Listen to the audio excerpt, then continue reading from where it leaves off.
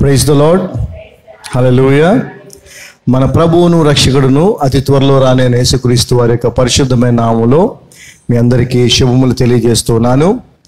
I greet you all in the matchless name of Jesus Christ of Nazareth. आप सबको यीशु मसीह के नाम पे शुभकामनाएं.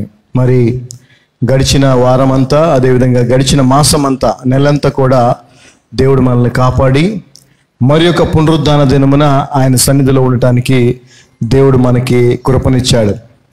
మరి గడిచిన వారం మనం దేవుని వాక్యాన్ని వినటమే కాదు, తినాలి అనేటువంటి సత్యాన్ని కూడా మనం తెలుసుకున్నాం.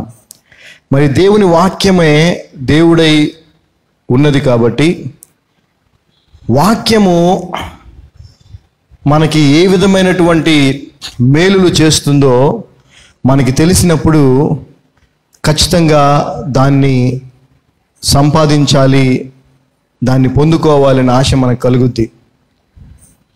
మనిషి లాభం లేకుండా ఏ పని చేయడు. ఏ మనిషి ఏ లాభం లేకుండా ఏ పని చేయడు. సరే, తనకి కాకపోయినా ఇతరుల కన్నా ఉపయోగం పడే పనే చేస్తాడు, కానీ ఎందుకు పనికిరాని పని ఏ మనిషి అంటే బుద్ధి ఉన్న మనిషి ఏ మనిషి చేయడు. కాబట్టి ఈ రోజున మొదలుపెట్టి మరి ఎన్ని వారాలు అవుతుందో తెలియదు, దేవుని వాక్యము వలన మనకు కలిగే మేలుల్ని తెలుసుకుందాం. ఎందుకంటే చాలామంది వాక్యానికి ప్రాధాన్యత ఇవ్వట్లా. చాలా సంఘాల్లో, చాలా క్రైస్తవ కుటుంబాల్లో చూస్తే వాక్యానికి ప్రాధాన్యత ఇవ్వట్లా. గడిచిన వారంలో నా స్నేహితురాలి యొక్క కుమార్తె వివాహానికి వెళ్ళడం జరిగింది. అక్కడ అబ్బాయి తరపు వారు మరి పెంతెకోస్తు సంఘం వారని తెలిసింది. సరే, పెళ్ళి అయిపోయింది. రిసెప్షన్ కొరకు మేము అక్కడికి వెళ్ళాం. వెళ్తే అక్కడ మరి సేవకుడు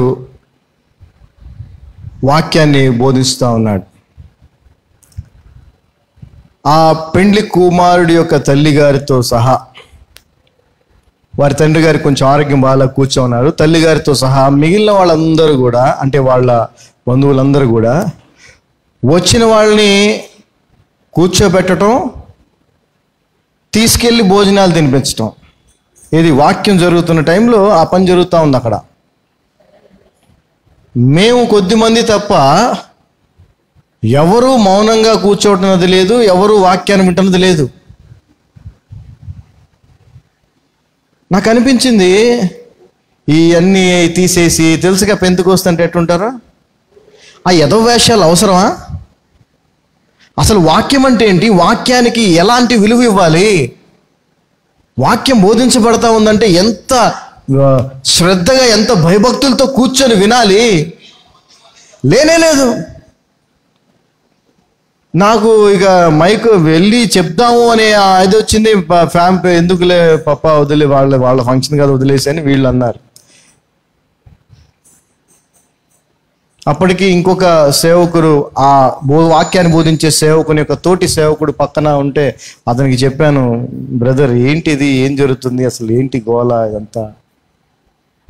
ఒక క్రైస్తవుడిగా, క్రైస్తవురాలిగా నీకే వాక్యం విలువ తెలియనప్పుడు ఇక అన్యులకి ఎలా తెలుస్తుంది? ఒక సంతోషకరమైన విషయం ఏంటంటే, ఆ రిసెప్షన్కి ఒక 10% క్రిస్టియన్స్ వచ్చి ఉంటారు, 90% అన్యులు వచ్చారండి. ఎంత చక్కటి అవకాశం అది! ప్రభువుని గురించి చెప్పడానికి, సత్యాన్ని తెలియజేయటానికి. దాన్ని దుర్వినియోగం చేసి పాడు చేసింది ఎవరో తెలుసా? సో కాల్డ్ మరి క్రైస్తవులు అనబడేటువంటి ఆ కుటుంబ సభ్యులే. I felt very sad. చాలా బాధ అనిపించింది నాకు. వాక్యం విలువ తెలియదు క్రైస్తవులకి, నిజంగా చెప్తున్నాను. మళ్ళీ బోడు బాపనం వల్ల ఇవన్నీ తీసేసి ఉంటారు. ఇక వాళ్ళు తప్ప ఇంకెవరు పరలోకానికి వెళ్ళరనే ఫీలింగ్. వేషాలు కాదు. యేసు ప్రభు మారు వేషం వేసుకోమల్లా ఏమన్నాడు ఆయన? మారు మనస్సు పొంద. మనస్సు అనేది ఇక్కడ లోపల ఉంటుంది, అక్కడ మారాలి నువ్వు. ఏడన్నీ తీసేసి, బొట్లన్నీ తీసేసి ముండమప్పిలాగా తిరుగుతూ ఉంటే భారత సమాజంలో అది కరెక్ట్ కాదు. అలా అని చెప్పి నువ్వు మొత్తం దిగేసుకోమని ఏమి బైబిల్ కూడా చెప్పట్లా. మోడరేట్గా ఉండాలి, మర్యాదగా ఉండాలి. సరే, అవి పక్కన పెడితే ముందు వాక్యానికి నువ్వు ఇచ్చే విలువేంటి? అక్కడ దేవుని సేవకుడు బోధిస్తున్నాడంటే దేవుడు బోధిస్తున్నాడు. అక్కడ ముందు అదే నమ్మరు వీళ్ళు, అది నమ్మితే కూర్చుంటారు. దయచేసి వాక్యాన్ని శ్రద్ధగా మనం వినాలి.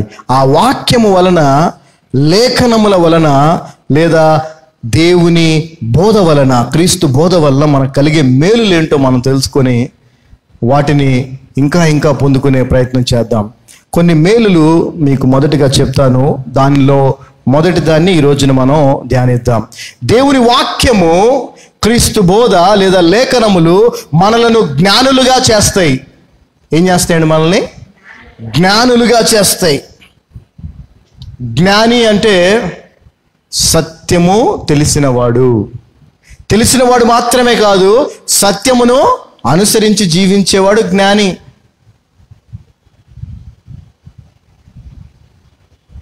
తెలిసినంత మాత్రాన ఉపయోగం లేదు.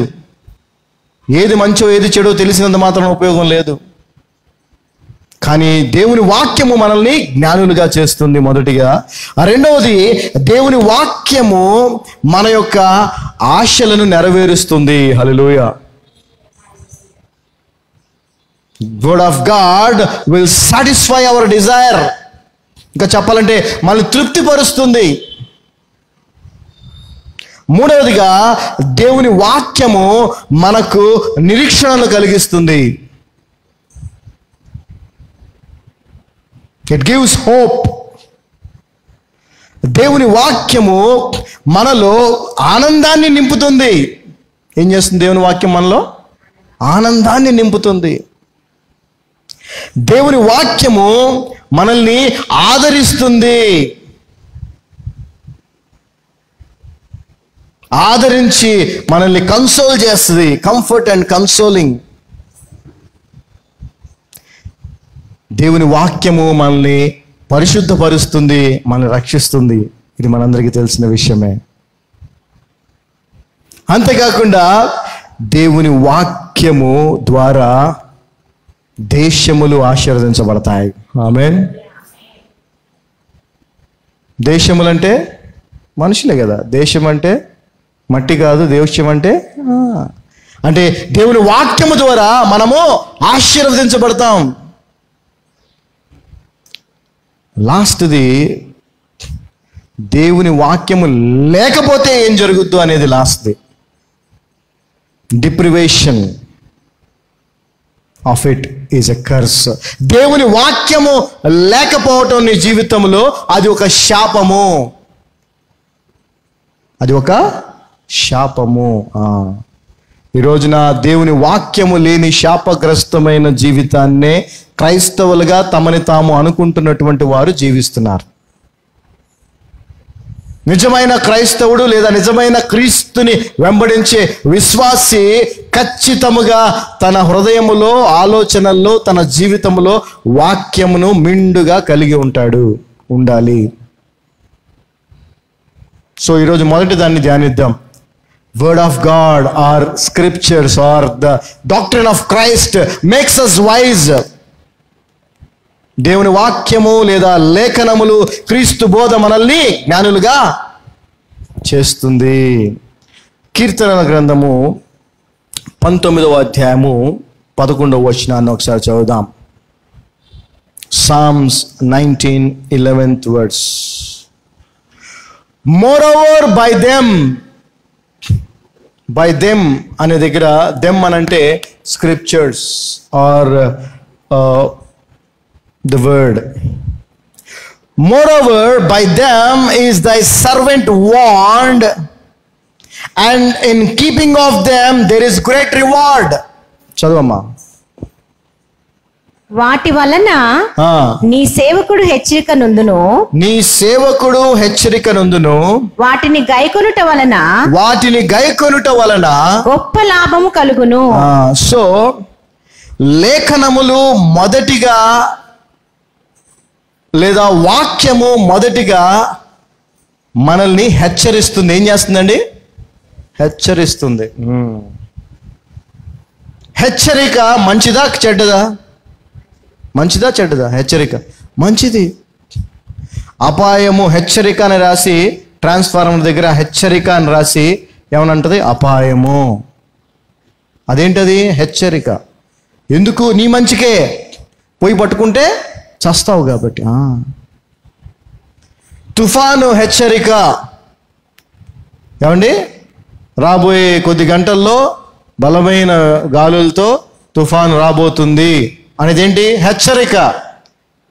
అనవసరంగా రోడ్ల మీద తిరిగి ఆ చెట్లు హోర్డింగ్లో పడి చావకుండా ఇంట్లో ఉండు, ఏదంటే ఈలోపే ఏమైనా పనులుంటే ముగించుకో అని హెచ్చరిక.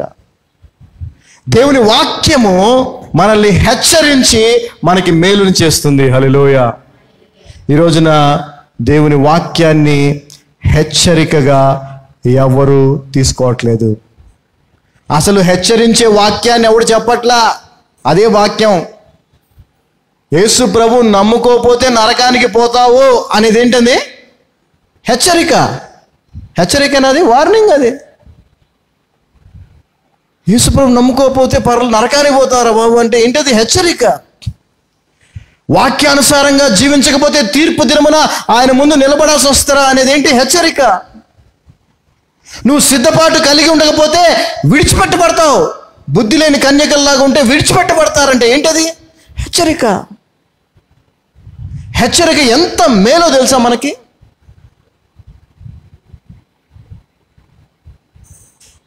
యాక్సిడెంట్ ప్రోన్ జోన్ అని రాసి ఉంటుంది. ప్రమాదములు జరుగు చోటు జాగ్రత్తగా వెళ్ళండి. హెచ్చరిక. హెచ్చరిక మనకి ఎంతో మేలైంది. ఆ దేవుని వాక్యములో, లేఖనములలో, క్రీస్తు బోధలో హెచ్చరికలు ఉన్నాయి. ఆయన ఎన్నిసార్లు హెచ్చరించుంటాడో వాక్యంలో ఒకసారి ఆలోచించండి. ఎన్ని చోట్ల ఉండి ఉంటాయి హెచ్చరికలు. ఇది చేయొద్దు, అది చెయ్యొద్దు, ఇది చెయ్యొద్దు, అటు వెళ్ళొద్దు, ఇది చేయొద్దు, అది చేయొద్దు. ఉన్నాయి లేదా? ఎంత మేలు అంటే, ఇప్పుడు అది మనల్ని ఎలా జ్ఞానులుగా చేస్తుంది? హెచ్చరికలు మనకి తెలిసినప్పుడే మనము మొదటిగా జ్ఞానులు అవుతాం. అవునా? చిన్నపిల్లోడు ఉన్నాడు, వాడికి ఆ బోర్డు మీద హెచ్చరిక ఉన్నా కూడా అది చదవటం రాదు కాబట్టి వాడు ఏం చేస్తాడు? వెళ్ళిపోయి పరిగెత్తుకుంటూ వెళ్ళి ఆ దాన్ని పట్టుకునే లేదా దాంతో ఆడుకునే ప్రయత్నం చేస్తాడు. కానీ మనమైతే ఆ పని చెయ్యం. ఎందుకు? మనకు ఆ హెచ్చరిక తెలుసు. అక్కడ రాయబడింది, మనం చదివాం. చదివిన తర్వాత కూడా వెళ్ళి పట్టుకునే వాళ్ళు ఉంటారా? చెప్పాలా? ఉండరు అనబాకండి. ఉన్నారు. మన క్రైస్తవులంతా అదే కదా. మన క్రైస్తవులంతా అదే కదా. తెలిసిన తర్వాత కూడా, హెచ్చరిక తెలిసిన తర్వాత కూడా భయపడకుండా అదే పాత జీవితాన్ని, దేవుడు వద్దన్న జీవితాన్ని జీవించే వాళ్ళే మన వాళ్ళు. అంటే వాళ్ళు ఎవరండి? అజ్ఞానులు. ఎవరు వాళ్ళు? అంటే హెచ్చరిక తెలియక కాదు. హెచ్చరిక వాళ్ళకి తెలియక కాదు. దాన్ని అనుసరించి జీవించేటువంటి జీవిత విధానం వాళ్ళలో లేదు. అజ్ఞానులు. దేవుని వాక్యము మనల్ని జ్ఞానులుగా చేస్తుంది. చదవం మళ్ళీ ఇంకోసారి ఆ వచనాన్ని. వాటి వలన నీ సేవకుడు హెచ్చరిక నొందును, వాటిని గైకొనుట వలన గొప్ప లాభము కలుగును. మామూలు లాభం కాదంటండి, గ్రేట్ రివార్డ్. ఆ హెచ్చరికల్ని తెలుసుకొని ఆ హెచ్చరికలకు అనుగుణంగా మనం జీవించడం వల్ల ఏం కలుగుద్దంట? గొప్ప లాభము. లోక సంబంధమైన లాభం కలగకపోవచ్చు, నీకు వస్తు సంబంధమైన లాభం కలగకపోవచ్చు, మనుషుల్ని చూసి ఆహా ఓహో అనేటువంటి లాభం నీకు కలగకపోవచ్చు. కానీ శాంతి, సమాధానం, నెమ్మది అనేటువంటి మనిషి కంటికి కనిపించనివి, మనిషి ఏది పెట్టి కూడా కొనుక్కోలేనివి నీకు వాక్యాన్ని, హెచ్చరిక వాక్యాన్ని విని అనుసరించడం ద్వారా నీకు దొరుకుతాయి. హల్లెలూయా. వాక్యము మనల్ని జ్ఞానులుగా చేస్తూ ఉంది. ఏ విధంగా అంటే మనల్ని హెచ్చరించి దాన్ని మనం అనుసరించినప్పుడు అనేక మేలులు. మేలు అంటే కీడుకు ఆపోజిట్ మేలు, కీడుకు ఆపోజిటే మేలు.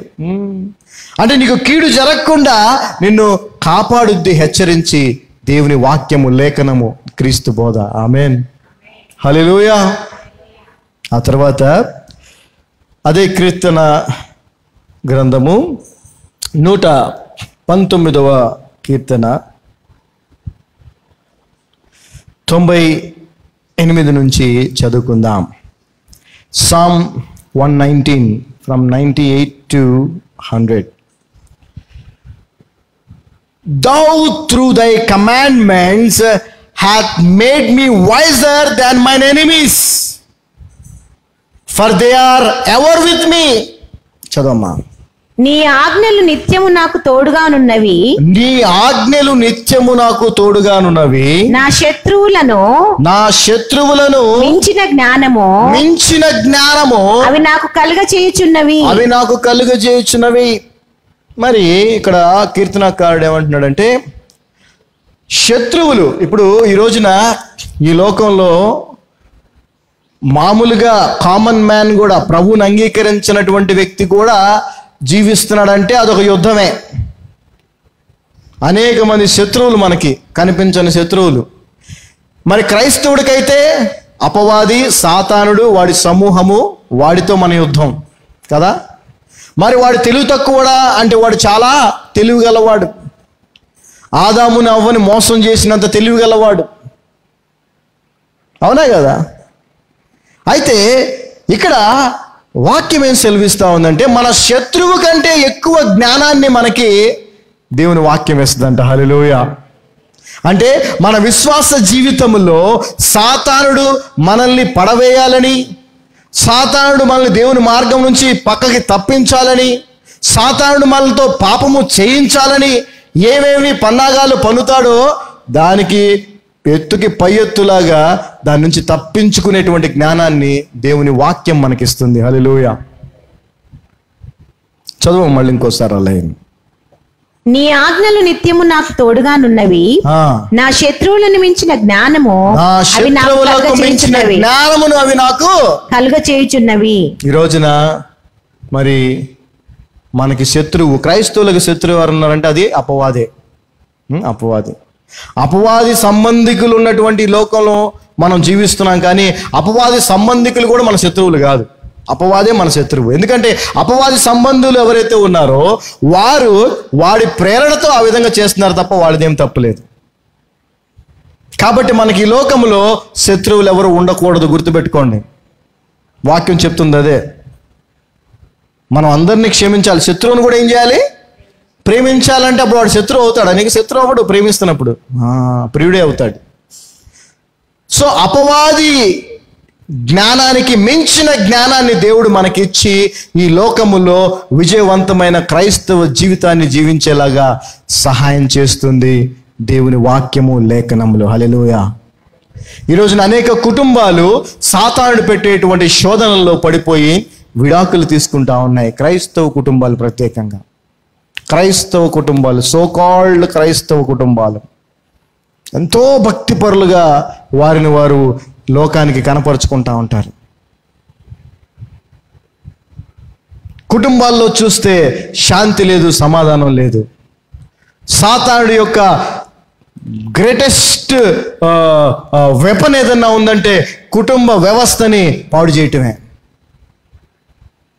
ఎందుకంటే ఆ వ్యవస్థని ప్రారంభించిందే దేవుడు కదా. హల్లెలూయా.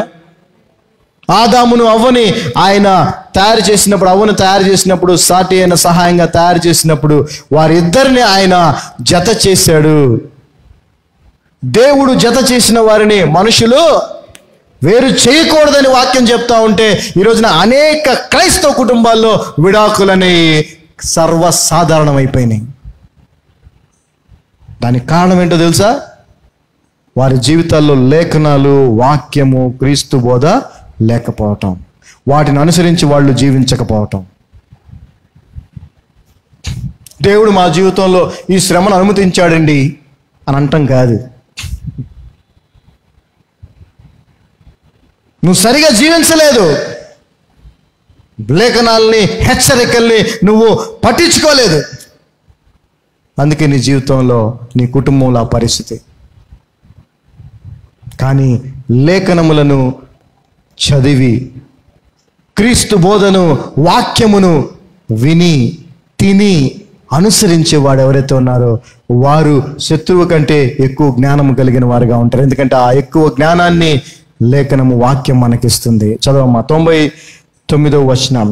I have more understanding than all my teachers, for thy testimonies are my meditation. చదవమ్మా. నీ శాసనములను నేను ధ్యానించుచున్నాను, కావున నా బోధకులందరికంటే నాకు విశేష జ్ఞానము కలదు. శత్రువు అంటే ఓకే, వాడు నీ పార్టీ కాదు, వాడు అపోజిషను, వాడికంటే ఎక్కువ జ్ఞానాన్ని దేవుని యొక్క వాక్యం నీకు ఇస్తుంది. వాడి యొక్క కుట్రలో లేదంటే వాడు తవ్విన గుంటలను పడకుండా తప్పించుకోవడానికి. ఇక్కడ ఇంకో మాట అంటున్నాడు, నా బోధకుల కంటే ఎక్కువ జ్ఞానాన్ని నీ వాక్యం నాకు ఇస్తా ఉంది అని. అంటే దీని అర్థం ఏంటి? ఈ రోజున మనం క్లియర్గా స్పష్టంగా క్రైస్తవ సమాజం గురించి మాట్లాడుకుందాం. బోధకుల కంటే ఎక్కువ జ్ఞానం అంటే ఈ రోజున బైబిల్ కాలేజెస్లో థియాలజీస్, డివినిటీ కోర్సెస్, మాస్టర్స్, పీజీలు ఏదో ఉంటాయి, డిగ్రీలు 20 చదువుతున్నారు క్రైస్తవ కాలేజీలకు వెళ్ళి. వాటిల్లో వెళ్ళి చదవటమే కాదు, బోధిస్తూ ఉన్నారు. కానీ ఆచరించే పరిస్థితుల్లో వాళ్ళు లేరు. ఇంకా చెప్పాలంటే గడిచిన 2 వారాల్లో లేదంటే ఈ సంఘం ప్రారంభించిన దగ్గర నుంచి దేవుడు చెప్తున్నటువంటి క్రీస్తు బోధ అయితే ఉందో దాన్ని కాకుండా వేరే వాటిని బోధిస్తున్నారు. అవి కూడా మనల్ని ఉపయోగపడే కాదు, మనం రక్షించేవి కాదు. పాత నిబంధన మనల్ని రక్షించలేదు, కొత్త నిబంధన మాత్రమే రక్షిస్తుంది. మోషే మనల్ని రక్షించలేడు, యేసుక్రీస్తు ప్రభు మాత్రమే రక్షించగలడు. క్రీస్తు బోధనే మనం అనుసరించాలని వాక్యం చెప్తా ఉంది, కానీ ఇక మరి ఏ ఇతర బోధల్ని కాదు. సో బోధకులు మించిన జ్ఞానాన్ని దేవుని వాక్యం మనకిస్తుంది. దేవుని మహాకృపను బట్టి ఇటువంటి జ్ఞానాన్ని దేవుడు మనకిచ్చాడు. ఆమేన్ చెప్పండి అందరూ. హల్లెలూయా, దేవుని స్తోత్రం. గొప్ప గొప్ప బోధకులు ఉండొచ్చు, గ్రేట్గా అనర్గళంగా గంటల కొలది మాట్లాడి జనాన్ని నవ్వించి అజ్జేసి ఇజ్జేసి చేసేవాళ్ళు ఎంతోమంది ఉండొచ్చు బోధకులు. కానీ వారికి మించిన సత్యముతో కూడిన జ్ఞానాన్ని దేవుడు మనకిచ్చాడు. ఆమేన్. క్రీస్తు బోధ, దేవుని వాక్యము, లేఖనాలు అటువంటి జ్ఞానాన్ని ఇస్తాయి. 1వ వచనం, 100th verse. I understand more than the ancient because I keep thy precepts. నీ ఉపదేశములను నేను లక్ష్యము చేయుచున్నాను, కావున వృద్ధుల కంటే నాకు విశేష జ్ఞానము కలదు. శత్రువు కంటే ఎక్కువ జ్ఞానాన్ని ఇస్తుంది మనల్ని ఆపదల నుంచి తప్పించడానికి దేవుని వాక్యము. బోధకుల కంటే ఎక్కువ జ్ఞానాన్ని ఇస్తుంది తప్పుడు బోధల్లోకి వెళ్లకుండా సరైనటువంటి మార్గములో మనల్ని ఉంచడానికి. అంతేకాదు వృద్ధుల కంటే కూడా ఎక్కువ జ్ఞానం. ఈ రోజున మరి చాలా ఎక్స్పీరియన్స్, ఒక 150 సంఘాలు స్థాపించారు, తర్వాత ఒక 1000 బాప్తిజములు ఇచ్చారు, ఒక 100 పెళ్ళిళ్ళు చేశారని గొప్పగా చెప్తారు. ఆయన నుంచోగానే, ఆయన కూర్చోగానే ఆయన కాళ్ళకి చెప్పులు తొడుగుతూ ఉంటాడు ఇంకొకడు. ఆయన బైబిల్ ఆయన తెచ్చుకోడు, పక్కనోడు పట్టుకొని వస్తాడు బైబిల్. ఏమండి, ఆయనకి చెప్పులు వేరే వాళ్ళు తొడుగుతారు. కారు డోర్ కూడా తీయడు ఆయన, వేరే వాళ్ళు తీసి పెడతారు రెడీగా. మహా అనుభవం కలిగినటువంటి వ్యక్తి, కానీ క్రీస్తు బోధని అనుసరించడంలో ఏమవుతున్నాడు? అక్కడ ఫెయిల్ అవుతున్నాడు. హల్లెలూయా. అటువంటి వారి కంటే కూడా గొప్ప జ్ఞానాన్ని దేవుని వాక్యము లేదా క్రీస్తు బోధ, లేఖనములు మనకిస్తాయి. కాబట్టి మనము వారికంటే జ్ఞానులుగా చేయబడతాం. ఆమేన్, హల్లెలూయా. సో ఇక్కడ వాక్యము బోధకులను కన్సిడర్ చేయట్లా, ఎంతో ఎక్స్పీరియన్స్ ఉన్నటువంటి వృద్ధుల్ని కూడా కన్సిడర్ చేయట్లా. కేవలము సత్యమైనటువంటి బోధ, క్రీస్తు బోధ, అపోస్తుల బోధతో కూడినటువంటి జ్ఞానం ఎవరితో అయితే ఉంటుందో, ఎవరికైతే ఉంటుందో వారిని జ్ఞానులుగా వాక్యము తెలియజేస్తా ఉంది. హల్లెలూయా, హల్లెలూయా. అదే 119వ అధ్యాయము 104వ వచనం, 104th. Through thy precepts I get understanding. Therefore I hate every false way. నీ ఉపదేశము వలన నాకు వివేకము కలిగెను, తప్పు మార్గములన్నీ నాకు అసహ్యములాయెను. దేవుని స్తోత్రం. హల్లెలూయా. హల్లెలూయా. క్రీస్తు బోధ లేదా లేఖనములు, వాక్యము మనల్ని ఎటువంటి జ్ఞానవంతుల్ని చేస్తుందంటే తప్పు బోధల నుంచి, తప్పు మార్గముల నుంచి మనల్ని దూరంగా ఉంచుద్ది. మనం రీసెంట్గా డయానా వాళ్ళ హాస్టల్ కాలేజ్ కాంపౌండ్లో ఒక పిచ్చి కుక్క ఒక నలుగురిని కరిచేసింది స్టూడెంట్స్ని. వాళ్ళు బోర్డులో గ్రూప్లో పెట్టారు, పిచ్చి కుక్క కరుస్తూ ఉంది, జాగ్రత్తగా ఉండండి అని. జాగ్రత్త పడతారు లేదా మిగిలిన వాళ్ళందరూ? వాళ్ళు రూట్ కూడా చెప్పారు. హాస్పిటల్ మెయిన్ బ్లాక్ నుంచి ఈ పలానా రూట్లో అది తిరుగుతూ ఉంది, అక్కడే ఉంది, ఎక్కడో కార్ల కింద ఎక్కడో ఉంది, దొరకట్లేదు, దానికోసం ఎతుకుతున్నాము, ఆ రూట్లో జాగ్రత్తగా ఉండండి అని చెప్పారు. అయినా కూడా అదే రూట్లో నువ్వు తిరుగుతూ ఉన్నావు అనుకో, పని పాట లేకుండా. అజ్ఞానమే కదా. బైబిల్ వాక్యం ఏం చెప్తా ఉందంటే దేవుని కంటే, యేసుక్రీస్తు ప్రభువు కంటే, ఆయన పని కంటే, ఆయన సన్నిధి కంటే దేనికైతే నువ్వు ఎక్కువ ప్రాధాన్యత ఇస్తావో అదే నీ విగ్రహం అని దేవుడి వాక్యం చెప్తా ఉంది. కానీ ఈ రోజున ఆ విగ్రహారాధన క్రైస్తవుల్లో 98% మంది చేస్తున్నారు. బాగా డబ్బు సంపాదించాలి అనే ఆశ కలిగి ఉండటం విగ్రహారాధన అని బైబిల్ వాక్యం చెప్తా ఉంది. కానీ అదే విగ్రహారాధనని 98% మంది క్రైస్తవులు చేస్తూ ఉన్నారు. అంటే ఏంటి? అది తప్పు, ఆ మార్గంలో వెళ్ళకూడదు, అది చేయకూడదు అని తెలిసినా కూడా చేస్తూ ఉన్నారు. కానీ క్రీస్తు బోధన అనుసరించి జీవించేవారు, క్రీస్తు లేఖనములను పరిశీలించి చదివి తినేవారు ఎవరైతే ఉంటారో వారికి దేవుడు ఆ మార్గము నుంచి దూరంగా ఉండే జ్ఞానాన్ని ఇస్తాడు. ఆమేన్. వద్దు, మనం అటు వెళ్ళకూడదు, వద్దు, మనకు అది వచ్చినా వద్దు, మనకు అవసరం, ఎందుకంటే అది సరైనది కాదు. ఎంతమంది ఆ విధంగా ఉండగలుగుతున్నారు? దేవుని వాక్యము మనకి కలుగజేసే మేలుల్లో ముఖ్యమైన మేలు ఇది. మనల్ని జ్ఞానులుగా చేస్తాం. జ్ఞానము లేకుండా నువ్వు ఏది సాధించలేవు. ఈ లోకంలో కూడా లోకరీతిగా కూడా చూస్తే నువ్వు ఒక ఐఏఎస్ ఆఫీసర్, కలెక్టర్ అవ్వాలంటే ఏం కావాలి? నీకు ఏం కావాలి? నాలెడ్జ్ కావాలి. నాలెడ్జ్ ఉంటే సరిపోయిందా? ఆ నాలెడ్జ్ నువ్వు ఇంప్లిమెంట్ చేయగలగాలి. ఫైనల్గా నిన్ను తీసుకునే ఇంటర్వ్యూలో నీ యొక్క యాటిట్యూడ్ లేదంటే నీ యొక్క పర్సనాలిటీని వాళ్ళు ఇంటర్వ్యూ చేస్తారు. మొదట నీ దగ్గర ఎంత జ్ఞానం ఉందో తెలుసుకుంటారు, పరీక్షలు పెట్టి, కఠినమైన పరీక్షలు పెట్టి నీకు ఎంత జ్ఞానం ఉందో తెలుసుకుంటారు. అవన్నీ కూడా నీకు జ్ఞానం ఉంది కాబట్టి టకటక రాసేసి నువ్వు ఇంటర్వ్యూకి వెళ్తావు.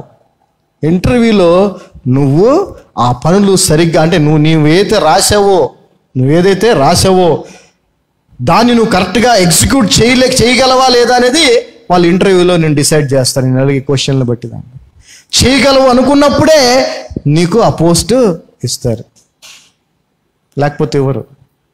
చేయగలవు అనుకుంటేనే ఇస్తారు, నీకు నాలెడ్జ్ ఉన్నంత మాత్రాన్ని ఎవరు.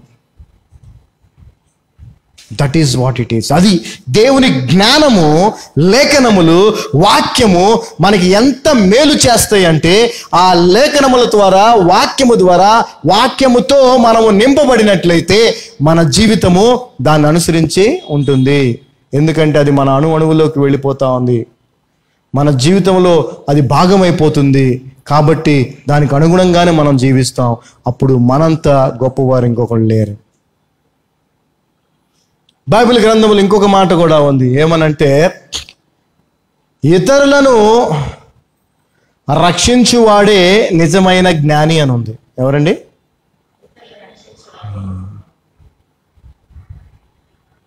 ఈ యొక్క సందర్భం ఒక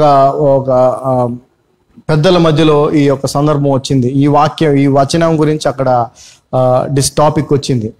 అక్కడ ఒక పెద్ద ఐపీఎస్ ఆఫీసర్ కూర్చోన్నాడు, అక్కడ ఒక పెద్ద డాక్టర్, ఫేమస్ డాక్టర్, నెలకి ₹1,00,00,000 సంపాదించే డాక్టర్ కూర్చోన్నాడు, ఒక పెద్ద అడ్వకేట్ కూర్చొని ఉన్నాడు.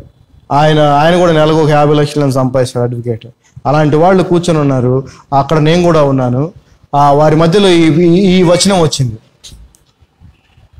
జ్ఞాని ఎవడు అనంటే ఇతరులను రక్షించేవాడు. అంటే ఏంటి దాని అర్థం? మనమైతే రక్షించలేం, కానీ ఎలా రక్షించగలము? యేసుక్రీస్తుని గురించి తెలియజేసి సువార్త ప్రకటించే ఆత్మని మనం. అప్పుడు నేను ఈ వచనం గురించి డిస్కషన్ అవుతా ఉంటే నేను అందరితో అన్నాను, డోంట్ గెట్ అఫెండెడ్, దయచేసి మీరు తప్పుగా అనుకోకండి. ఇప్పుడు ఒకటి చెప్తాను, మీరు ఐపీఎస్, మీరు పెద్ద డాక్టరు, మీరు పెద్ద లాయరు, కానీ మీకంటే వాక్యాన్ని ప్రకారం వాక్యసారంగా నేనే జ్ఞానం గలవాడిని. ఎందుకంటే ఇతరులని దేవుని మార్గంలోనికి రక్షణలోకి నడిపించాలని పని నేను చేస్తున్నా, మీరు చేయట్లేదు కదంటే సైలెంట్గా ఉన్నారు వాళ్ళు. ఎందుకున్నారు సైలెంట్గా? నిజం అదే కాబట్టి. హల్లెలూయా. నువ్వు ఏమన్నా చెయ్యి, ఏమన్నా చెయ్యి, యేసుక్రీస్తు కొరకు ఆత్మను రక్షించటం, యేసుక్రీస్తు కొరకు విశ్వాసులను శిష్యులుగా తయారు చేయటం అనేటువంటి పని ఏదైతే ఉందో ఆ పని చేసేవాడే అత్యంత జ్ఞాని ఈ లోకంలో. వాడు తప్ప ఇంకెవరు కాదు. ఇంకా మిగిలిన అందరూ కూడా నెక్స్టే. నువ్వు దేవుని వాక్యాన్ని కనుక చదివితే ఆ వాక్యం నీకు చేసే మేలు ఏంటంటే అటువంటి జ్ఞానిగా నిన్ను చేస్తుంది.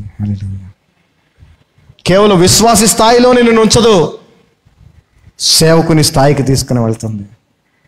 సేవకుని స్థాయిలో నువ్వు ఉన్నావంటే ఈ లోకంలోనే టాప్ పొజిషన్ అది. హల్లెలూయా. ఈ లోకంలోనే టాప్ పొజిషన్ సేవకుని స్థానంలో ఉన్నావంటే. దేవుని స్తోత్రం. హల్లెలూయా. ఒకసారి మరి ప్రోవర్బ్స్, సామెతలు, దేవుని వాక్యం మనకు చేసే మేలుల్లో మొదటి దాన్ని మనం ధ్యానిస్తున్నాం. అదేంటంటే మనల్ని జ్ఞానులుగా దేవుని వాక్యము చేస్తుందనే దాన్ని. ఓకే, ప్రోవర్బ్స్, సామెతలు 1వ అధ్యాయము 2, 3, 4 వచనాలు చదువుకుందాం. To know wisdom and instruction, to perceive the words of understanding, to receive the instruction of wisdom, justice and judgment and equity, to give subtlety to the simple, to the young man knowledge and discretion. చదవమ్మా. జ్ఞానమును ఉపదేశమును అభ్యసించుటకును. చూడండి, దేవుని వాక్యము, లేఖనములు మనకి ఏ విధంగా ఉపయోగపడతాయి, దేని కొరకు ఉపయోగపడతాయి అంటే చదవమ్మా. జ్ఞానమును ఉపదేశమును అభ్యసించుటకును వివేక సల్లాపములను గ్రహించుటకును నీతి న్యాయ యథార్థతలను అనుసరించుటకును బుద్ధి కుశలత ఇచ్చు ఉపదేశము నొందుటకును.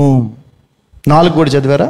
జ్ఞానము లేని వారికి బుద్ధి కలిగించుటకును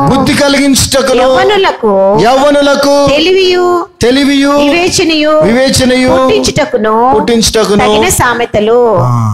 దేవుని వాక్యము లేదా లేఖనములు ఈ విధంగా ఇన్ని విధాలుగా ఉపయోగపడతాయి. మొదటిగా మనం చూస్తే ఇంగ్లీష్లో ఈక్విటీ అనే పదం వాడారు. ఈక్విటీ అంటే నో పార్షియాలిటీ. ఏంటండి? నో పార్షియాలిటీ అంటే ఏమాత్రం వ్యత్యాసము చూపించకపోవటం. గొప్పోడు, బీదోడు, బాగా చదువుకున్నాడు, చదువు లేనోడు, ఆ మతం, ఈ మతం, ఆ కులం, ఈ కులం, ఏ విభేదము ఉండకుండా మనం ఉండాలని దేవుని వాక్యం మనకి తెలియజేస్తుంది. హల్లెలూయా.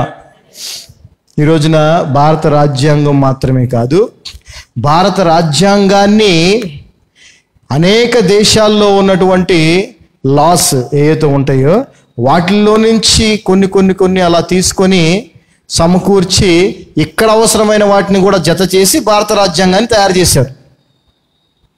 ఓకే, అయితే ఏ దేశాల నుంచి వాళ్ళు ఆ చట్టాలని వాటిని తీసుకొని భారతదేశ రాజ్యాంగాన్ని తయారు చేశారో ఆ దేశాల్లో ఉన్న చట్టాలవన్నీ కూడా తీసుకోబడినవి వీటిల్లో నుంచే. దేవుని స్తోత్రం. గట్టిగా చెప్పకూడదా యేసయ్యకి? ప్రపంచవ్యాప్తంగా ఎటువంటి చట్టాలైనా, ఎటువంటి నియమాలైనా, నిబంధనలైనా, కట్టడలైనా, అవన్నీ చట్టాలు ఇవన్నీ కూడా బైబిల్ గ్రంథము ద్వారానే చేయబడినాయి. హల్లెలూయా. ఈక్విటీ, దేవుని వాక్యము మనకి ఏమి తెలియజేస్తుందంటే, ఎటువంటి జ్ఞానము కలిగిన వారిగా మనల్ని చేస్తూ ఉందంటే, ఈరోజు చూడండి, మరి అంబేద్కర్ గారిని ఏమని అంటారండి? అంబేద్కర్ గారిని ఏమని అంటారు? ఏమంటారు ఆయన్ని? చెప్పాలి. ఏమంటారు అంబేద్కర్ గారిని? Architect of Indian constitution. అంటే తెలుగులో భారత రాజ్యాంగ ఆర్కిటెక్ట్ అంటే పితామహ, లేదంటే ఆర్కిటెక్ట్ అంటే కాదండి. ఆర్కిటెక్ట్ అంటే రూపొందించిన రూపకర్త, భారత రాజ్యాంగ రూపకర్త అంటారు. ఆయన ఎంతో చదువుకున్నాడు. ఇంకా ఆయన చదివిన చదువులు, డిగ్రీలు మనకి చెప్పలేము ఈరోజు. చాలా చదువుకున్నాడు. అయితే ఆయన ఎందుకు ఈ దేశంలో, లేదంటే రాజ్యాంగంలో, లేదంటే ప్రపంచంలోనే అంత ఫేమస్ అయ్యాడనంటే, ఆయన వివక్ష అనేది ఉండకూడదు అని చట్టాలు చేశాడు. అవునా? రాజ్యాంగంలో. అవునా? ఈ అంటరానితనం ఉండకూడదు, వెలివేయటాలు, ఇట్లాంటివన్నీ ఉండవు. అంటే అందరూ, చెప్పండి, అందరూ సమానమే. That is the basic point why he is the greatest wise man of India. రాజ్యాంగ రూపకర్త అయినటువంటి మహాజ్ఞానిగా చెప్పబడేటువంటి అంబేద్కర్ గారు చేసింది ఏంటంటే, అందరూ సమానము అన్నాడు, అంతేగా. మరి అది బైబిల్ ఎప్పుడూ చెప్తా ఉంది. దాన్నే మిషనరీస్గా వచ్చినటువంటి అనేక మంది విశ్వాసులు, భారతదేశానికి మిషనరీస్గా వచ్చిన వారందరూ, మదర్ తెరెసా లాంటి వాళ్ళు ఎంతోమంది దాన్నే పాటించారు. ఈ వాక్యము ద్వారా వాళ్ళు నేర్చుకున్నది ఏంటి? ఏ వ్యత్యాసము చూపించకూడదనే జ్ఞానాన్ని నేర్చుకున్నారు. మహాజ్ఞానిగా మనం చెప్పుకునే బిఆర్ అంబేద్కర్ గారు ఏదైతే రాజ్యాంగంగా చేశాడో, దాన్ని వాళ్ళు బైబిల్ ద్వారా ఆల్రెడీ తెలుసుకొని వాళ్ళు ఇక్కడ అదే పని చేశారు. ఎవరిని దూరం పెట్టకుండా అందరిని సమానంగా చూసి, అందరికీ విద్యనిచ్చి, అందరికీ వైద్యం చేశారు. అందువల్ల వారంతా కూడా ప్రభువుని నమ్ముకోవడం జరిగింది భారతదేశంలో. హల్లెలూయా. సో మొదటిగా గుర్తుపెట్టుకోండి క్రైస్తవులారా, మేము క్రైస్తవులు, మాకు వాక్యం తెలుసు, బైబిల్ 16 చదివాను, 17సారి చదువుతున్నా, ఇంకా 2 రోజులు అయిపోద్ది, ఈ సోది చెప్పాకండి మీరు. సమానత్వం, ఈక్విటీ, నో పార్షియాలిటీ నువ్వు చూపించగలిగినప్పుడే నువ్వు జ్ఞానివి, లేకపోతే కాదు. హల్లెలూయా. అందరూ సమానమే అని చెప్పేవాడే జ్ఞాని. నువ్వు వేరు, నేను వేరు, నీ రంగు వేరు, నా రంగు వేరు, నీ భాష వేరు, నా భాష వేరు అని వ్యత్యాసం చూపించేవాడు జ్ఞానం అవుతాడండి? అజ్ఞానం అవుతాడు. మరి ఈ జ్ఞానము దేవుని వాక్యం మనకిస్తున్నప్పుడు, ఈ జ్ఞానాన్ని, లేదంటే ఈ సత్యాన్ని ఎంతమంది అనుసరిస్తున్నారు క్రైస్తవులు? చెప్పండి. క్రైస్తవ సంఘాల్లోనే ముందు సోఫాలు ఉంటాయి, వెనక కొంచెం కుషన్ కుర్చీలు ఉంటాయి, తర్వాత ఆర్డినరీ చైర్స్ ఉంటాయి. డబ్బున్న డైరెక్ట్గా స్టేజ్ దాకా వచ్చి అక్కడ కారు దిగుతాడు. అవునా? నిజమా కాదమ్మా నేను చెప్పేది? ఏమంత తప్పుందా? ఎక్కడండి, ఇంకా ఎక్కడ క్రైస్తవ్యం అసలు? ఇంకా కనీస జ్ఞానం అది.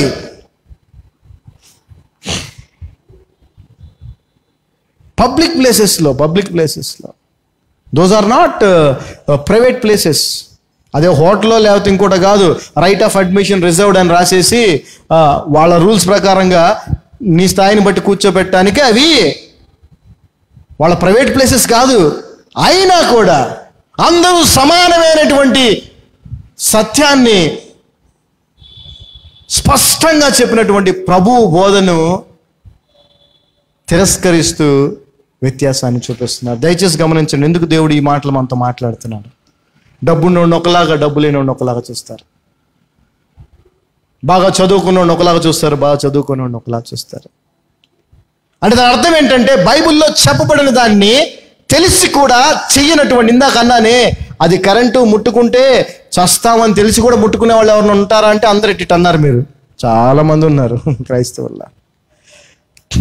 అలా వ్యత్యాసం చూపించడం తప్పు అని వాక్యము స్పష్టంగా, క్రీస్తు బోధ స్పష్టంగా, లేఖనాలు స్పష్టంగా చెప్తున్నా కూడా దాన్ని చెయ్యని వారు ఎవరైతే ఉన్నారో వారందరూ అలా అపాయం అని చెప్పినా కూడా ముట్టుకొని చచ్చే డిస్ట్రక్షన్ నరకానికి వెళుతున్నటువంటి వారే.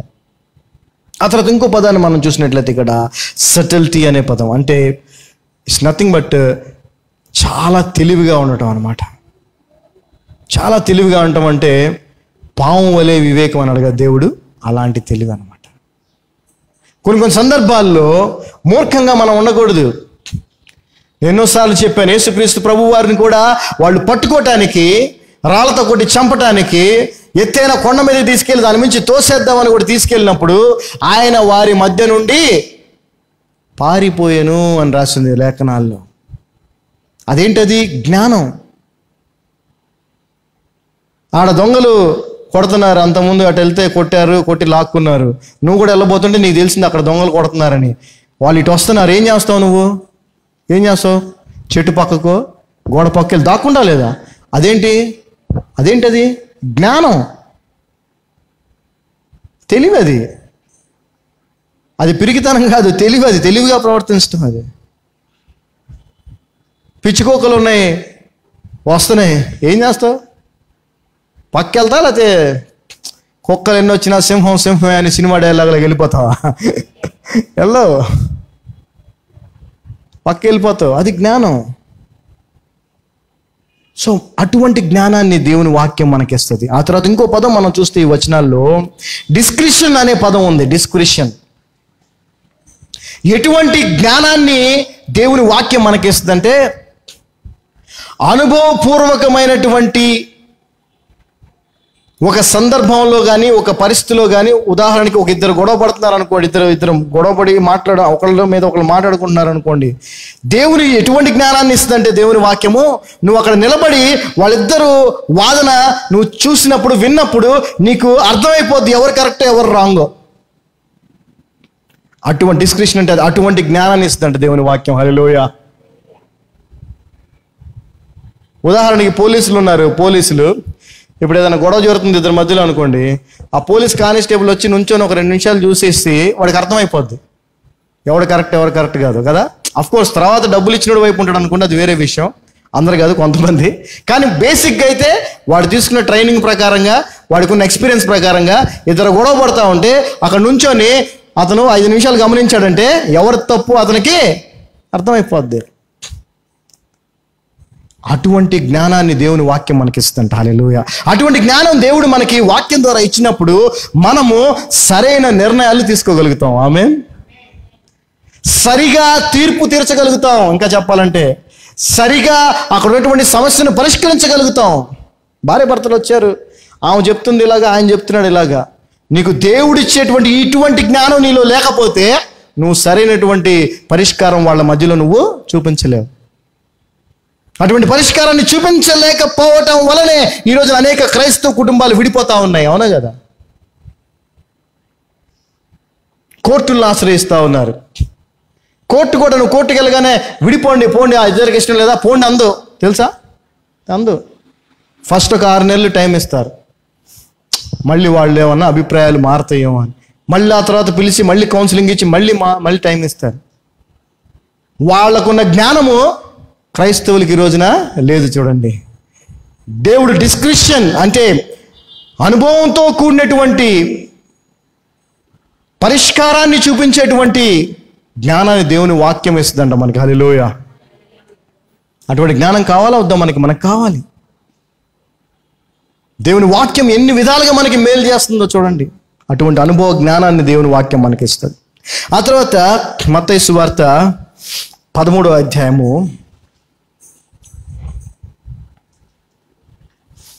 13వ అధ్యాయం, Matthew gospel 13th chapter 51st verse, 51వ వచనం. ఇక్కడ యేసుక్రీస్తు ప్రభు వారు, Jesus said unto them, have ye understood all these things? They say unto him, yeah Lord. Then said he unto them, therefore every scribe which is instructed unto the kingdom of heaven, he is like unto a man that is an householder, which bringeth forth out of his treasure things new and old. చదవమ్మా. వీటన్నిటినీ మీరు గ్రహించిరా అని వీటన్నిటిని మీరు గ్రహించిరా అని వారిని అడుగగా, చూడండి, యేసుక్రీస్తు ప్రభువు వారు అనేక విషయాలు వారికి ఉపమాన రీతిగా బోధించాడు శిష్యులకి. బోధించిన తర్వాత, బాబు మీకు అర్థమైనయా, మీరు దీన్ని గ్రహించారా అని అడిగాడు శిష్యుల్ని. అడిగినప్పుడు వారు గ్రహించితిమనిరి. వారు గ్రహించామయ్యా అన్నారు. ఆయన అందువలన పరలోక రాజ్యములో శిష్యుడిగా చేరిన ప్రతి శాస్త్రియు తన ధననిధిలో నుండి క్రొత్త పదార్థములను పాత పదార్థములను వెలుపలికి తెచ్చు ఇంటి యజమానుని పోలి ఉన్నాడని వారితో చెప్పాను. అంటే దానిపైన మీరు ఇంటికి వెళ్తారు, చాలా సమయం సరిపోదు. పైన ఆయన చెప్పినటువంటి ఉపమానంలో ఏముంటుందంటే, వలలో మరి అనేక విధమైనటువంటి చేపలు పడినట్టుగా మనం చూడొచ్చు. జస్ట్ ఫర్ ద రికార్డ్ మనం మళ్ళీ ఒకసారి చదువుదాం అది కూడా. ఓకే, 47వ వచనం. Again the kingdom of heaven is like unto a net. దేవుని రాజ్యము ఒక వలను పోలి, that was cast into the sea and gathered of every kind. మరియు పరలోక రాజ్యము సముద్రంలో వేయబడి నానా విధములైన చేపలను పట్టిన వలను పోలి ఉన్నది. which when it was full they drew to shore and sat down and gathered the good into vessels but cast the bad away. చదవమ్మా. అది నిండినప్పుడు దాని దరికి లాగి కూర్చుండి మంచి వాటిని గంపలో చేర్చి చెడ్డ వాటిని బయట పారవేయుదురు. ఇది సో దేవుని వాక్యము లేదా లేఖనములు, క్రీస్తు బోధ, క్రీస్తు ఉపమానాలు మనము నూతన నిబంధనలోని అపోస్తుల బోధన గనక మనము విని చదివి తిని అనుసరించగలిగితే అది మనకి ఎటువంటి జ్ఞానాన్ని ఇస్తుందంటే, ఎంతమంది మధ్యలో మనం ఉన్నా, లేదంటే ఎంతమంది ఇంతకుముందు చెప్పినట్టుగా వైట్ అండ్ వైట్ వేసుకొని, ఒక 1000 మంది ఉన్నారనుకోండి, వైట్ అండ్ వైట్ వేసుకొని, అబ్బో వీళ్ళందరూ పరిశుద్ధులు, వీళ్ళందరూ దేవుని బిడ్డలు అనే ఆలోచనకి మనం రాము. దేవుని జ్ఞానం ఎలాంటి జ్ఞానం వేస్తుంది అంటే, ఏది పనికి వస్తే ఏది పనికి రాదో మనకి తెలియజేస్తే. హల్లెలూయ. మంచిదాన్ని ఉంచి చెడ్డదాన్ని పక్కన పెట్టే విధంగా. అంతేకాదు, ఈ లోకంలో మన జీవితంలో మనం చూసే పనులు, చేసే పనులు, లేదంటే చేయాల్సినవి, మాట్లాడేవి ఏవైతే ఉన్నాయో వాటన్నిటిలో కూడా ఏది మంచో ఏది చెడో మనకి స్పష్టంగా తెలియజేస్తుంది. మంచిని మాత్రమే గంపలో అనగా మనలో ఉంచుకొని చెడుని విసర్జించే వారిగా మనకి దేవుని జ్ఞానము సహాయం చేస్తుంది. హల్లెలూయా. ఆ విధంగా ఫిల్టర్ లాగా దేవుని జ్ఞానం మనకి ఉపయోగపడుతుంది. అలా ఉపయోగపడాలి. విన్నాము వచ్చాము, చర్చికి వెళ్ళాము వచ్చాము, మన జీవితం ఒకేలాగా ఉందనుకోండి, ఏ ఉపయోగం లేదు. చర్చికి వెళ్ళాం వచ్చాం, కొంత మార్పు, చర్చికి వెళ్ళాం వచ్చాం, ఇంకొంత మార్పు, చర్చికి వెళ్ళాం వచ్చాం, ఇంకొంత మార్పు. అలా నీ జీవితంలో మార్పు జరుగుతూ ఉన్నప్పుడే, ఉండకూడని బయటికి తోసివేస్తూ ఉండాల్సిన వాటిని గంపలో వేసుకున్నట్టుగా మన జీవితాల్లోకి మనం నింపుకున్నప్పుడే అది నిజమైన జ్ఞానముతో కూడిన జీవితం. హల్లెలూయా. అటువంటి జ్ఞానాన్ని దేవుని వాక్యము మనకి ఇస్తుంది. ఎంత మేలో చూడండి దేవుని వాక్యము, ఎంత గొప్ప జ్ఞానులుగా మనల్ని చేస్తుందో చూడండి దేవుని వాక్యము. ఈరోజు నా ఎవరి నోట్లో ఉన్నా చూడండి ఒకే మాట, బాసు ఏదున్నా ఏది లేకపోయినా చదువుకుంటేనమ్మా, ఈ రోజుల్లో చదువుకోవాలి ఖచ్చితంగా అంటున్నాం లేదా పిల్లలతో. డబ్బున్నోడైనా కానీ, ఒకప్పుడు అలా లేదు. ఒకప్పుడు ఏముండేది, డబ్బు ఉంటే ఇంకేంటే వాడు ఆసామి, లేదంటే వాడు ఏమంటారు అదే గొప్పోడు, ఆసామి, ఇట్లాంటి ఉంటాయి కదా పేర్లు. ఏంటండి, ఆసామి, భూసామి, వాడికి ఏంద్రా బాబు, వాళ్ళ పిల్లలకి ఏం తరతరాలు తింటారు కూర్చొని అని అనుకునే పరిస్థితి ఇప్పుడు అలా ఉందా? లేదు. ఏదున్నా కానీ పెళ్ళిళ్ళు కూడా చూడండి, డబ్బునంత మాత్రాన చదువు సందులేని ఎడ్డోడికి ఎవడిచ్చి పెళ్లి చేయట్లే పిల్లని. డబ్బు లేకపోయినా మరి చదువుకొని ఏదైనా మంచి ఉద్యోగం చేసేవాడికే. ఎందుకంటే చదువు ఏమిస్తుంది నీకు? సంస్కారాన్ని నేర్పిస్తుంది చదువు. అవునా? నేర్పిస్తా లేదా? ఆఫ్ కోర్స్ ఆ చదువు కూడా ఇప్పుడు పోయిందిలేండి. సంస్కారాన్ని నేర్పించే చదువు ఈ రోజున లేదు. చదువు కొనటమే అయిపోయింది, చదువుకోవటం లేదు, చదువు కొనుక్కుంటున్నారు డబ్బులు ఇచ్చి. సంస్కారం లేనటువంటి చదువులు ఇప్పుడు ఉన్నాయి. కానీ దేవుని జ్ఞానము నీకు సంస్కారముతో కూడినటువంటి, క్రమశిక్షణతో కూడినటువంటి జీవితాన్ని నీకు ఇస్తుంది. హల్లెలూయా. అలాగ మీకు అర్థమయ్యి అలాగ మీరు దాన్ని అనుసరించి జీవిస్తున్నట్లయితే మీకంటే మనకంటే ధన్యులు ఇంకొకళ్ళు ఉండరు. ఇక్కడ చెప్పబడిన మాటల్లో దేవుని జ్ఞానము ఏదైతే మనకి ఏ విధంగా ఉపయోగపడుతుందో చెప్పండి. ఈ మాటల్లో ఎక్కడైనా లోక సంబంధమైన ఏమైనా ఉన్నాయా? ఏమీ లేవు. అన్ని ఆత్మ సంబంధమైనవే.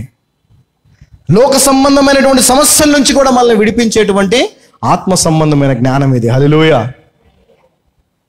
ఆ తర్వాత మార్కు సువార్త 4వ అధ్యాయము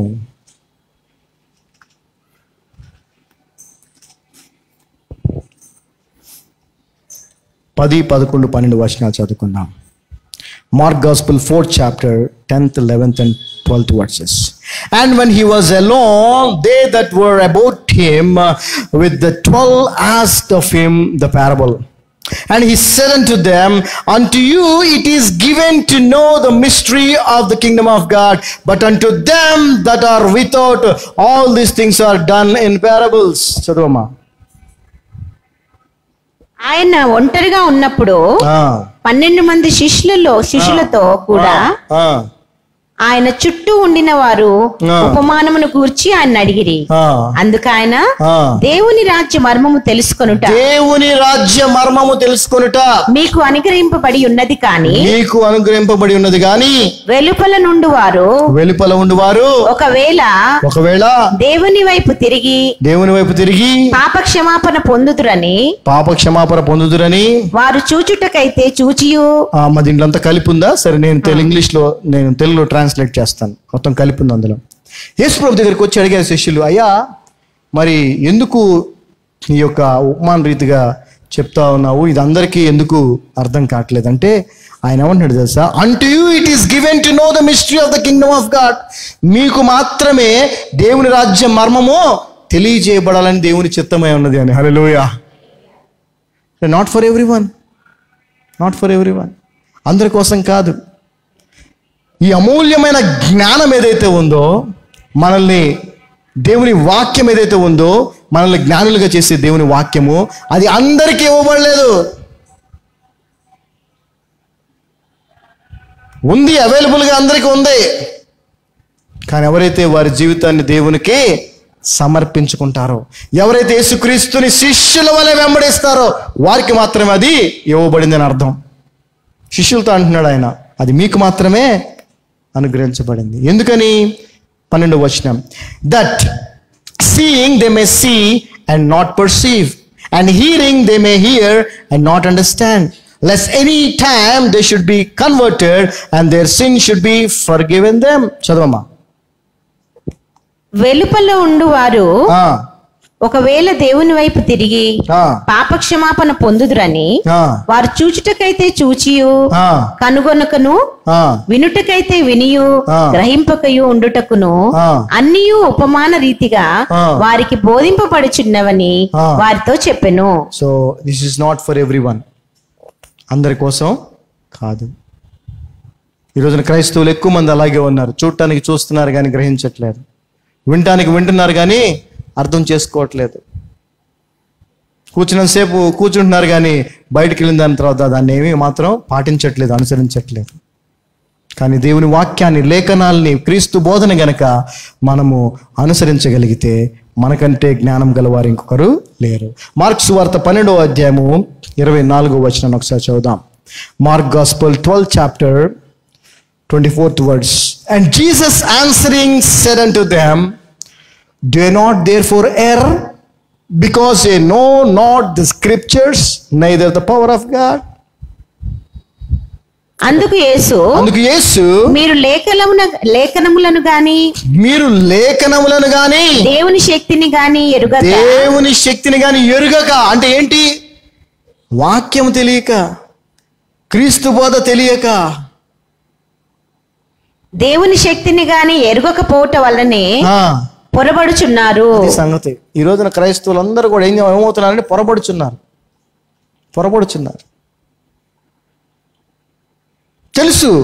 తెలుసు కానీ పొరపడుతున్నారు. కారణం ఏంటి? సరిగా తెలియపోవటం, పూర్తిగా తెలియపోవటం, సత్యం తెలియపోవటం. బికాజ్ యే నో నాట్ ద స్క్రిప్చర్స్. మీకు లేఖనాలు తెలియదు కాబట్టి, మీకు దేవుని శక్తి తెలియదు కాబట్టి. అంటే దాని అర్థం ఏంటి? దేవుని వాక్యమే దేవుని శక్తి. దేవుని శక్తి అయినటువంటి దేవుని వాక్యము, దేవుని శక్తి అయినటువంటి క్రీస్తు బోధ, దేవుని శక్తి అయినటువంటి లేఖనాలు మీకు తెలియదు కాబట్టి మీరు పొరబడుచున్నారు.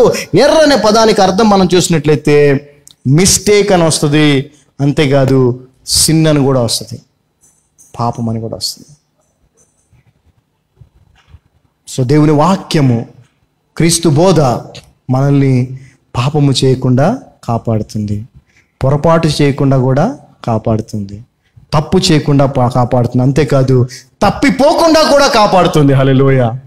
ఎర్ర అనే పదానికి ఇంగ్లీష్లో మనం చూస్తే అర్థం mistake or to sin or to get lost, తప్పిపోవటం, టు గో యాస్ట్రే. సో దేవుని వాక్యము, క్రీస్తు బోధ, లేఖనములు మనల్ని ఎంత జ్ఞానులుగా చేస్తాయంటే తప్పిపోకుండా మనల్ని చేస్తాయి, తప్పు చేయకుండా మనల్ని కాపాడతాయి, పాపము చేయకుండా మనల్ని కాపాడతాయి. 1 Corinthians 10:11 కొరింథీయులకు రాసిన మొదటి పత్రిక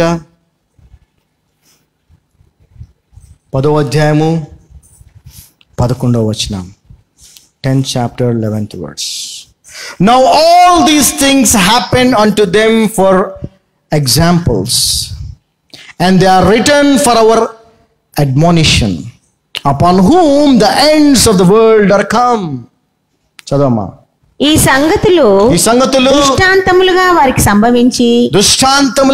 సంభవించి యుగాంతమందున్న మనకు ఇప్పుడు మనకండి, యుగాంతములో ఉన్న మనకు బుద్ధి కలుగుటకై రాయబడెను. లేఖనములు, దేవుని వాక్యము మనకి బుద్ధి కలుగజేస్తుంది, అందుకోసమే రాయబడినాయి. హెచ్చరించడంతో మొదలుపెట్టి ఎన్ని ఉపయోగాలు చూడండి దేవుని వాక్యం. అంటే ఎన్ని విధాలుగా మనల్ని జ్ఞానులుగా చేస్తుందో చూడండి దేవుని వాక్యం. మన కోసమే రాయబడ్డాయి. హల్లెలూయా. ఎంతమంది అయితే వీటిని చదివి, గ్రహించి, అర్థం చేసుకొని, అనుసరించి జీవిస్తున్నారో వారు జ్ఞానులు, వారి కోసమే రాయబడ్డాయి, అందరి కొరకు కాదు. చెప్పండి, నా కోసం ఇది రాయబడిందని చెప్పండి. ఆమేన్. యేసయ్యా నీకు వందనాలు. ఎంత ధన్యులో తెలుసా మనం? How blessed we are that so many things are written in the holy scriptures for our sake. మన కోసం రాయబడి ఉన్నాయంట. దేవుని స్తోత్రం. హల్లెలూయా. అంతేకాదు ఈ యొక్క వచనం, ఆఖరి వచనం మీరు చూస్తే ఇంకా ఇంకా సంతోషం మనకు కలుగుద్ది. ఎఫెసీయులకు రాసిన పత్రిక 3వ అధ్యాయం. దేవుని జ్ఞానము, దేవుని వాక్యము ఎటువంటి జ్ఞానులుగా మనల్ని చేస్తుందో, దేవుని వాక్యము ఎటువంటి జ్ఞానులుగా మనల్ని చేస్తుందో ఒకసారి చూడండి. ఎఫెసీయులకు రాసిన పత్రిక 3వ అధ్యాయము 4వ వచనం. Ephesians 3rd chapter 4th verse. Whereby when ye read, ye may understand my knowledge in the mystery of Christ. చదవమ్మా. మీరు దానిని చదివిన ఎడల. చూడండి, అపోస్తలుడైన పౌలు గారు రాస్తున్నారు ఎఫెసీయులకు రాసిన పత్రికని. అందులో ఆయన ఏమంటున్నాడంటే, ఈ రోజున మనతో దేవుడు వాక్యం ద్వారా ఏం చెప్తున్నాడంటే, మీరు దానిని చదివిన ఎడల, మీరు లేఖనములు అనగా దేవుని వాక్యము అనగా క్రీస్తు బోధను, అపోస్తలుల బోధమును చదివిన ఎడల దానిని బట్టి ఆ క్రీస్తు మర్మమును గూర్చి నాకు కలిగిన జ్ఞానము గ్రహించుకొనగలరు. హల్లెలూయా. అంటే అలాంటి జ్ఞానం మీకు కూడా కలుగుద్ది అంటున్నాడు. హల్లెలూయా. ఈ రోజున ప్రపంచవ్యాప్తంగా ఏ సేవకుని దగ్గరికన్నా వెళ్ళండి, ఈ యొక్క దేవుని జ్ఞానాన్ని మరి క్రొత్త నిబంధనలో లేదంటే సంఘము ప్రారంభించబడిన తర్వాత దేవుని నుంచి అత్యంత మహదైశ్వర్యమైనటువంటి జ్ఞానాన్ని సంపాదించిన వ్యక్తి ఎవరండి? అపోస్తులైన పౌలు గారు. ఆయన ఏమంటున్నాడు? చదవండి, మళ్ళీ చదవం ఇంకోసారి స్పష్టంగా. మనం గనక మీరు దానిని చదివిన ఎడల దేవుని లేఖనములను, దేవుని వాక్యమును, క్రీస్తు బోధను మనము చదివిన ఎడల, చదివి అర్థం చేసుకుని దాన్ని అనుసరించి జీవించగలిగిన ఎడల పౌలు వలె దానిని బట్టి, ఆ వాక్యమును బట్టి, ఆ లేఖనములను బట్టి, ఆ క్రీస్తు బోధను బట్టి, ఆ క్రీస్తు మర్మమును గూర్చి నాకు కలిగిన జ్ఞానము గ్రహించుకొనగలరు. మీరు గ్రహించగలుగుతారు. హల్లెలూయా. కావాలా వద్దా ఆ జ్ఞానం మనకి? ఎంత జ్ఞాని అపోస్తలుడైన పౌలు గారు అంటే, ఈ లోకములో ఉన్న సమస్తమును ఏమన్నాడు ఆయన? నువ్వు అనగలుగుతున్నావా? అనలేకపోతున్నావు కాబట్టి నువ్వు అంత జ్ఞాని అవ్వట్లేదు. ఆత్మీయంగా ఆ స్థితికి నువ్వు ఎప్పుడైతే వెళ్తావో అప్పుడు అంటావు ఖచ్చితంగా,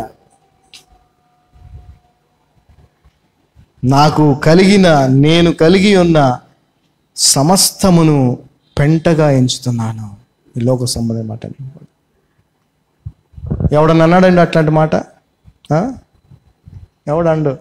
ఎందుకంటాడు? ఏడ్చారు బాబు, అమ్మో బంగారం, అమ్మో నా డైమండ్స్, అమ్మో ఆస్తులు, అమ్మో పొలాలు, ఎకరాలు. ఎదురు అదవా కాదు. దేవుని జ్ఞానముతో, ఏది వాక్యము ద్వారా, క్రీస్తు బోధ ద్వారా, లేఖనాల ద్వారా దేవుడు మనకిచ్చే జ్ఞానముతో పోలిస్తే ఈ లోకములో ఉన్న సమస్తం ఏంటండి? ఏంటి? పెంట. అది అటువంటి జ్ఞానాన్ని దేవుని వాక్యం మనకిస్తుంది. ఆమేన్. కావాలా వద్దా? మనకి కావాలి. ఇప్పుడు అపోస్తలుడైన పౌలు గారిని వాక్యం అత్యంత జ్ఞానిగా చెప్తా ఉంది, అత్యంత జ్ఞానం గలవాడిగా చెప్తా ఉంది. ఎందుకంటే అలాంటి నాలెడ్జ్ని, యేసుక్రీస్తుని గురించిన మర్మాన్ని, సత్యాన్ని ఆయన తెలుసుకున్నాడు, అందరికీ బోధించాడు. అంతేకాదు ఆయన కూడా అనుసరించి జీవించాడు. మరి అటువంటి జ్ఞానాన్ని దేవుడు నీకు కూడా బోధించడానికి, నీకు కూడా అర్థమయ్యేలా చేయడానికి, నీవు కూడా అనుసరించి జీవించడానికి ఆయన ఇవ్వడానికి సిద్ధంగా ఉన్నాడు. ఆమేన్. అది కావాలా? పెంట కావాలా? చాయిస్ మీదే, చాయిస్ మందే. We have to choose what we want. ఈరోజు సంఘానికి రాని అనేక మంది సంఘస్థులు కదా, వాళ్ళందరూ దేవుని జ్ఞానం కంటే పెంటనే మహాభాగ్యంగా ఎంచుకున్నవారు. అది దేవుని సన్నిధి, దేవుని వాక్యం ఎటువంటి మేలులు మన జీవితాల్లో చేస్తుందో మొదటి మేలుని ఈరోజు మనం చూసుకున్నాం. ఏంటది? మనల్ని జ్ఞానులుగా చేస్తుంది. దేవుని వాక్యము, క్రీస్తు బోధ, లేఖనములు. The scriptures, the word of God, doctrine of Christ, apostles Christ doctrine will make us wise like Apostle Paul. ఆమేన్. అందరి లేచి నిలబడితే ప్రార్థన చేసుకుందాం. విన్న వాక్యం మనందరి జీవితాల్లో స్పష్టమైనటువంటి జ్ఞానాన్ని మనకు అనుగ్రహించులాగన దేవుని కోరుకుందాం. తండ్రి, మీ యొక్క అపారమైన కృపను బట్టి వందనాలు. ఈ మధ్యాహ్న సమయంలో మీ పాదాల సన్నిధికి వస్తూ ఉన్నాం. మీ వాక్యము, లేఖనములు, క్రీస్తు బోధ, అపోస్తుల బోధ మాకు ఏ విధమైన మేలు చేస్తుందో మాకు తెలియజేయాలని మీరు ఆశపడినందుకు మీకు వందనాలు. ఇది అందరి కొరకు కాదు, మీ కొరకే, కొంతమంది కొరకే, వెంబడించే వారి కొరకే అని స్పష్టంగా చెప్పారు. అందులో మొదటిది ఈ రోజున మేము ధ్యానించగలిగాం, తెలుసుకోగలిగాం. మీ వాక్యము, మీ లేఖనములు, క్రీస్తు బోధ, అపోస్తుల బోధ మమ్మలను జ్ఞానులుగా చేస్తుంది అని. ఎటువంటి జ్ఞానులుగా చేస్తుందో, ఎన్ని విధాలుగా మాకు జ్ఞానాన్ని ఇస్తుందో మాకు తెలియజేసినందుకు వందనాలు. ఆ ఆ జ్ఞానాన్ని మేము సంపూర్ణముగా పొందుకునే కృపను కూడా మాకు అనుగ్రహించమని నజరేయుడైన యేసు నామమున ప్రార్థిస్తున్నాం తండ్రి. Amen, amen, amen. Praise the Lord. God blessed us. We are all blessed.